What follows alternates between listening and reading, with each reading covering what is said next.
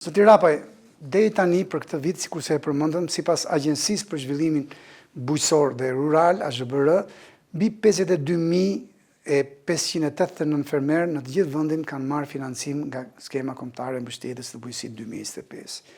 Numri i dur apo duhet të ishin akoma dhe më shumë fermerë? Që kanë mundësinë të marrin subvencion përmes skemës kombëtare janë rreth 100.000 fermerë. Këta plotësojnë kriteret për të marrë subvencion, për arsye sepse janë të pajisur me një dokument me NIPT-in e fermerit, që është kushti kryesor për të marrë subvencionin.